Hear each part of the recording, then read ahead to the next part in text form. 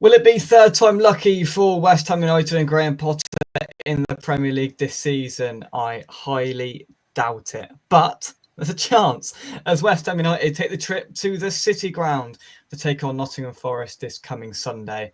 Live for everybody to see the abject battering live on Sky Sports. Joining me to discuss the other half of the coin and Nottingham Forest is, of course, as you can see, Nottingham Forest fan Richard. Richard, how are you? Yeah, good, thanks. How you doing? Good, yeah, I'm not bad. Barring the football, I'm not too bad at all. Thank you very much indeed for joining us. So let's talk about Forest, because I'm fed up of talking about West Ham, to be quite honest. Okay. Nottingham Forest, so I mean, a whirlwind last season. I remember going to the City Ground last season, back in November, and you beat us comfortably. And I think it was around that time people started to realise, blimey, Forest are a force here, and carried on. And what a season last season! Yeah, it was above everybody's expectations, I think. And the funny thing was, it was almost a disappointing end to it, because we could have grabbed Champions League, and if we'd have got a point somewhere along the line, everything fell into place the last day, which it doesn't normally do, does it? Yeah, I mean, was there disappointment amongst the fan base? Did that sort of override the the success of getting into Europe, or not? I don't think. I mean, some were. You know what it's like with football fans. Some sort of over expect, and but I mean, I think at the beginning of the season, any form of European football would have been sort of gladly taken, really. Yeah. We and I mean, to be fair, go on. Sorry, I think we were thinking mid-table would be a good season for us. You're moving on, stay away from relegation. But Chris Wood hit top gear, and we did okay in the end. Yeah, I mean, to be fair, you weren't to know at the time that your European status was in fact going to be elevated up into the Europa League. I mean, that is a whole another can of worms which we won't go into. But what was the catalyst for it last season? Because everything seemed to fall into place. I mean, the home ground is an asset. It's the best. I mean, from an away fan's point of view, it's the best in the league. And I'm not just saying that because you're here. There isn't a home atmosphere better that we go to around the Premier League. It's by far the best, and it seems like it's used to Forest's advantage. And absolutely. So what last season? I mean, because you obviously came up into the Premier League and fighting for survival, and that was secured. What was the difference between the seasons from survival to European football? What changed? Stability, I think. Nuno, you could see that Nuno had made an impact as soon as he took over from Steve Cooper. Yeah, the football was better. We were in games. We were winning good games as well. And I think with his pre-season, that just helped us kick on, really. And I think nobody sort of saw Chris Wood doing what he did. I mean, and I think that was one of the reasons why we sort of faded at the end, because he sort of dropped away a little bit in the last 6 or 8 games.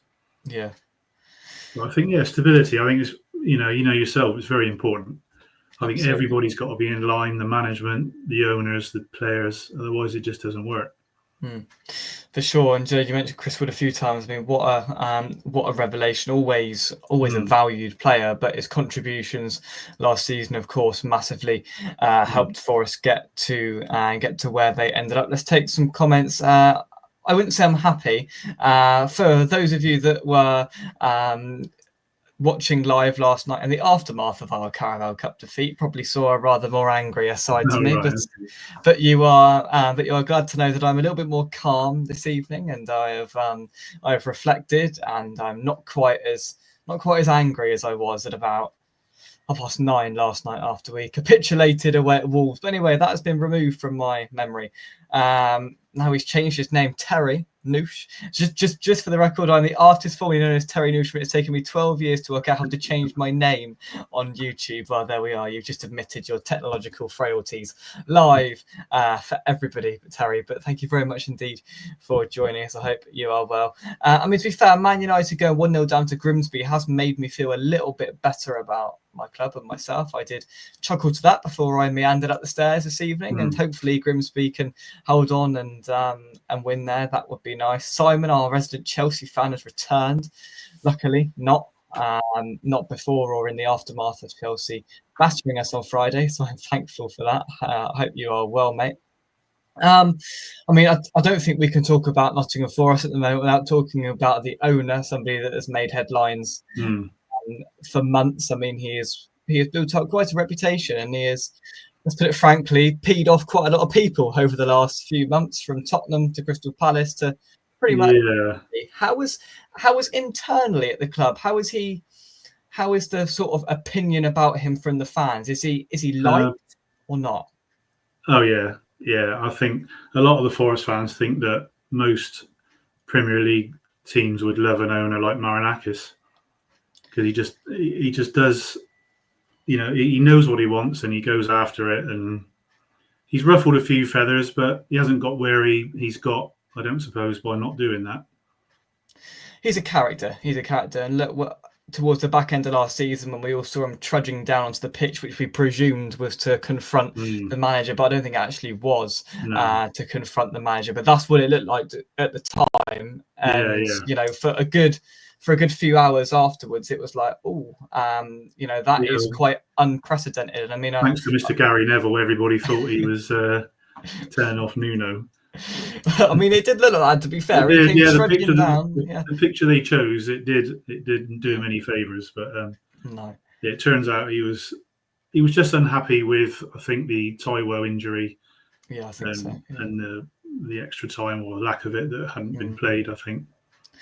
But yeah, there's been turbulence, and he's, as you said, ruffled some feathers, and there was the whole Gibbs White thing, and it did make me laugh when there was an interview, and like Marinakis was like interviewing Gibbs White, and it went out on, and it was like, this is a dictator in charge here, and he is literally what to say. That made me laugh, but I think he's a sort of person, like a manager. I mean, you can associate that. It's somebody that you'd want on your side, and it's somebody that I mean, he hasn't directly annoyed us in any way, shape, or form. It's been quite funny seeing Crystal Palace get rather riled up, and I don't know the nooks and crannies of that at all. And I've not taken the time to research it, but I mean, that game was last weekend, and there was obviously the extra elements to that. You've got a point out of that, and I saw some of the banners and all the rest of it, and there seemed like there was extra connotations involved there. So there's been some turbulence at Forest, but not without good times over the last 12 months. No. Regarding Palace, I think they need to look internally rather than looking for a scapegoat. But I mean, there's the rumours about Nuno at the moment, but again, the press and social media, you just never know what to believe nowadays. Yeah, they latch onto something and just run with it.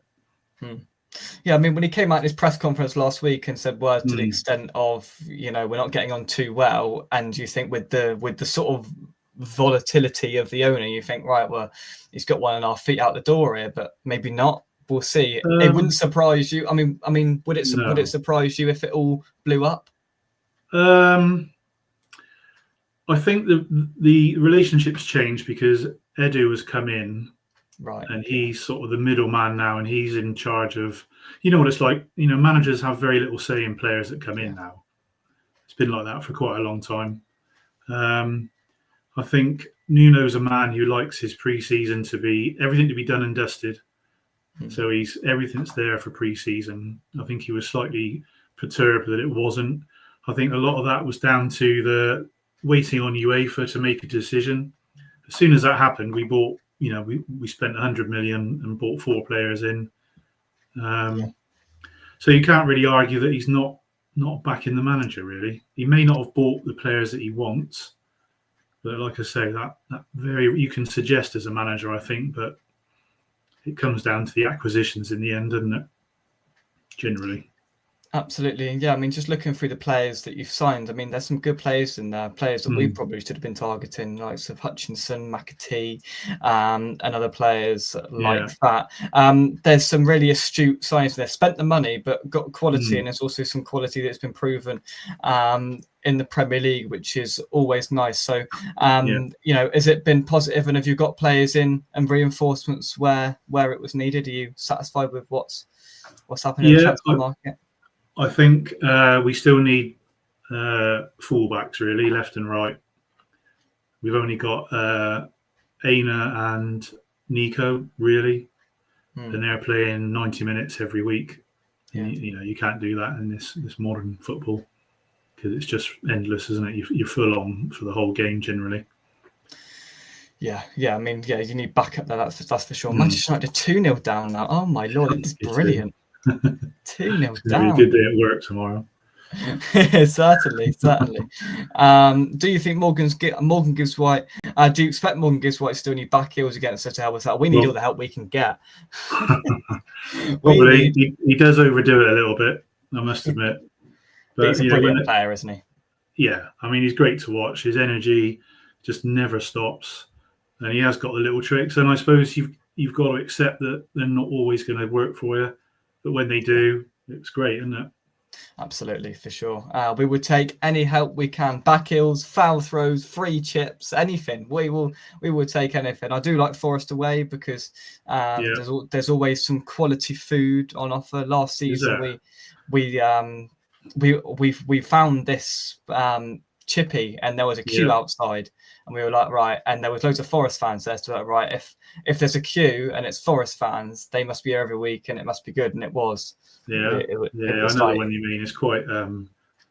Is it the Bridgeford fish and chips? Or that's something it, like the Bridgeford chippy or something. That's it. It was very good. Yeah. Well, you want to try if you go around the other road down towards the shop, right? There's a cob. They do pulled pork with stuffing and gravy and stuff like that. That sounds nice. That's quite good. The one on the left though, not Cluffy's. There's another one on the right which is named after Cluffy. That's not so good. Oh right. The one on the left, there'll be a queue there, and so you won't miss it. Oh, there we go. Pulled pork. Yeah, that's up my street. That is. Yeah. Pulled pork. Bridgeford is the one. That's where we were last season. There was a queue, and we got in it, and we got out. It was very good. Question is it gravy or curry sauce with the chips up there? What do they like? I don't know, see, because I'm a West Country boy like you, like everybody else there. But probably curry sauce, I'd imagine. Curry sauce, yeah. There we go. Jake's buying. I don't think so. Well, to be fair, it weren't too dear in there. I didn't pay for it last year, shock. But maybe we'll see. We'll see how the financial situation is faring. Let's get your thoughts on us, which I mean, you can probably sense my mood and feeling. I mean, it doesn't take a rocket scientist to work out how have you perceived West Ham back into last season and the start of this season? What have you made of us? I've not really seen much football. I've just sort of followed the results and the reports, really. There seems to be a little bit of disillusionment with Graham Potter, maybe. But I also think, from what I read and what I hear, that there hasn't been the signings to back him up. No, it's been a bit of a mismatch because I mean the recruitment's been poor and Potter's made some bizarre decisions, especially last night, which was why I got so angry. But the recruitment pretty much since Rice went, and it's been papered over. We papered over a hell of a lot of cracks, and it's finally beginning to be exposed, unfortunately. And we have barely got a squad, and you'll see it on Sunday. We have no pace. All you need is a bit of pace and a bit of energy in midfield, and we'll get overrun. And well, I mean, to be fair, it happened up there last year. We got overrun. You got I think it was Elanga you had at that point out on the wing, and he just ran us ragged down that side, and Alvarez got sent off stupidly. And it wasn't rocket science. We could all see it, and it was obvious. And you just had too much pace and energy for us. The crowd got up, and we were never coming back. And that's what I expect to happen again. To be totally honest with you, Has it been a positive start to the season? Beat Brentford, got a point at Palace. Would you have taken 4 points from those 2 games? I think so. Palace is always a very difficult place to go, particularly these days. They're quite a good team. We look really good against Brentford. Everybody says, "Oh, it's just Brentford," but then they went and beat Villa the next game. Very true. Palace not quite. We weren't quite so good, but you get a point away from home. You take it this early in the season. It's all look. We've got new players bedding in, so it will take a little bit of time. So if you can pick up points where you can, absolutely, before you get up and running, then it's all good. Absolutely. Still just enjoying it, Jake. To be honest, in the Premier League now, 4 years. Not looking this season like we'll be anywhere near trouble. So it's going to be good, be fun. Yeah, it feels like more than 4 years ago when we made a trip up for your first game back in the Premier League. It felt like a moment in history, really. It's like time stood still, and it was like, wow, this is a pretty significant moment. And that was a hot day. That was that was a really hot day, but the day that symbolised the start of this, really. And fair play to Forest, and broke in and at points towards the midway stages of last season. It looked like you were going to break through even more and tailed off towards the end, but I mean, from a club from outside of the Big Six's point of view, most were egging you on to try and break that mold. And I think it's brilliant when a club does it. And the story to get from where you were to to battling for that, and you'll have some brilliant trips in Europe when they come in the coming months, and whether that will this week. Is it? There we go. That's always an exciting time, and it will probably have a detrimental impact on your Premier League form. Thursday, Sunday isn't easy, and you'll need an equipped squad for that. So that's probably where the next 3 or 4 days of the transfer window becomes ever more important.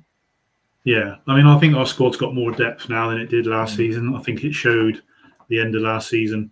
I think we were tired playing the way we did. I think Nuno's trying to play a bit more on the front foot, a bit more possession-based football this year. But yeah, it's all good at the moment. Just enjoying it. You know what it's like as a football fan. You've just got to enjoy the moments when they happen. You've got to enjoy the highs, otherwise we all know how quickly it can change. Can all fall down the hill very quickly. Just ask us. That's very true. Do you think your owners are that invested in the club?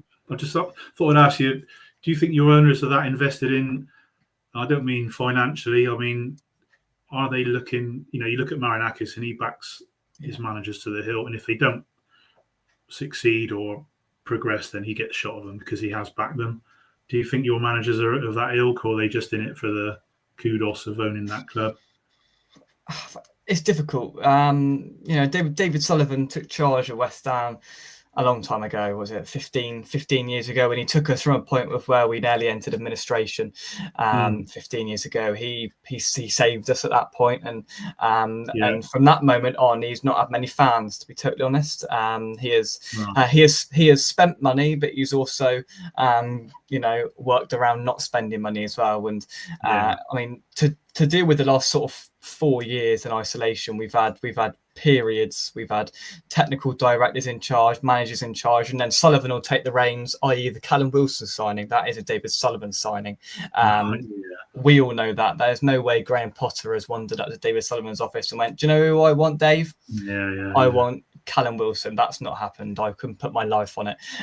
So he gets involved where he sees fit.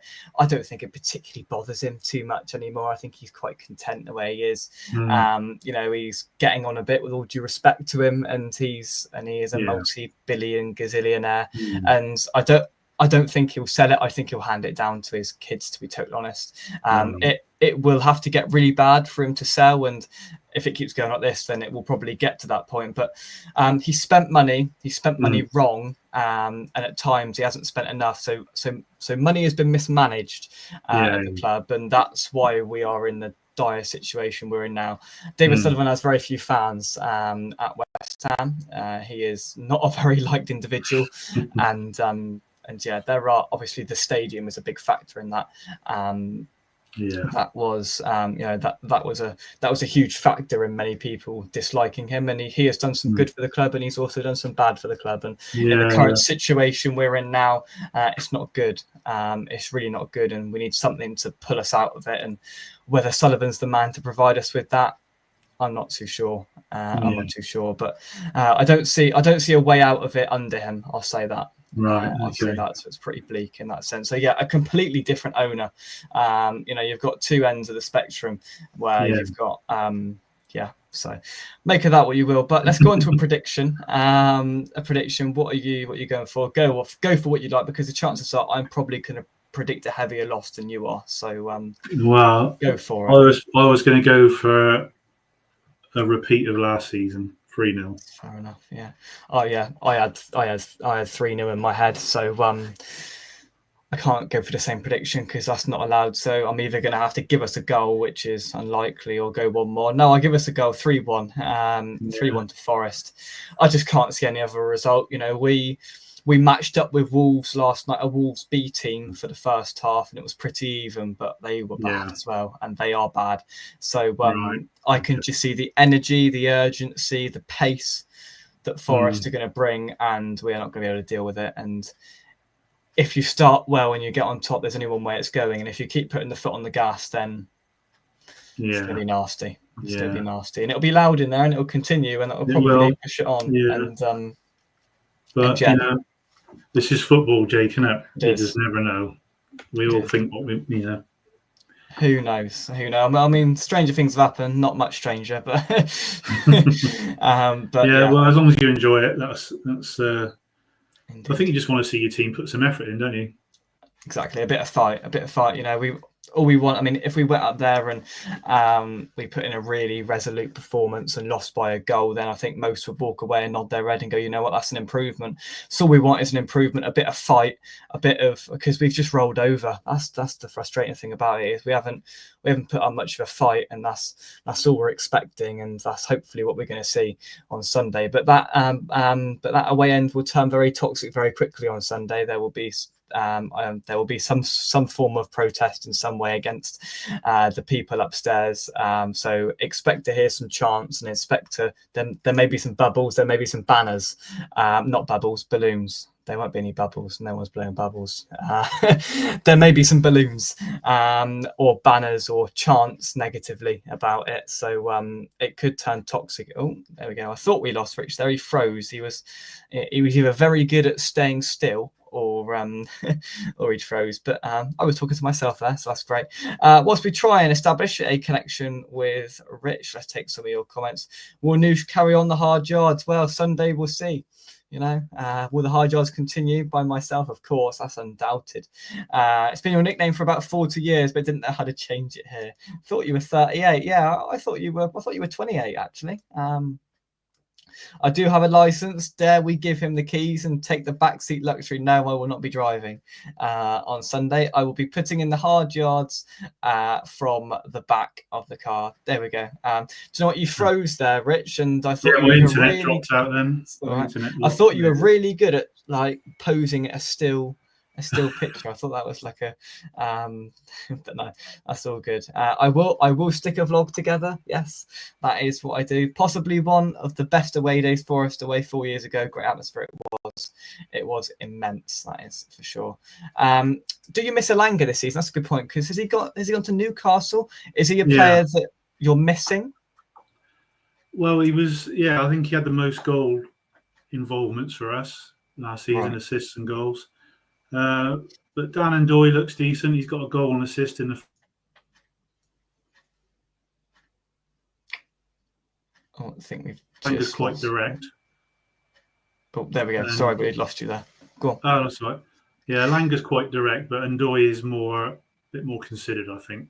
Right. So it might fit in a bit better with the possession type football rather than just barreling on. But it is what it is. Players move on, and absolutely. Hope that the replacement does all right. Absolutely. He had a good start at Newcastle. That is one positive. I tell you what, if we get a point, I will be amazed. James Ward-Prowse free kick, where it's just about as much chance of that. As there is that. There is the set pieces in there, but Yeah. Rich, are you going on Saturday? You are not. You're not going on Saturday. No one's going on Saturday. Sunday. Yeah, I'll be there. I'll be up in the Brighton Club stand near the away fans, looking down on you. There we go. So you'll be able to hear all of our abusive chants towards our team and Yeah. board. Then lovely. Yeah. No, that'll be an enjoyment. I fear if we can see the early doors that away end could get very toxic very quickly. I agree. Yeah, you were moving quicker than our centre backs there when you froze. To be fair, you could probably get into our back line. Probably, yeah.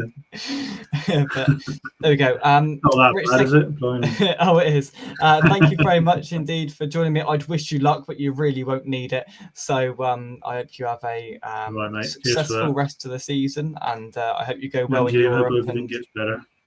Thank you very much. Hope you go far in Europe and have a nice few trips here, there, and everywhere. Enjoy it, savor it. But from us, thank you very much. Thank you very much indeed for watching. Drop a like on the video and subscribe to West Ham Unofficial if you are new. We'll have our main preview with our West Ham guests on Friday to discuss our West Ham point of view. So if you want some more moaning and groaning, join us on Friday. But until then, from me, come on you irons. Thank you very much, and we will see you soon right here on West Ham Unofficial. Bye-bye.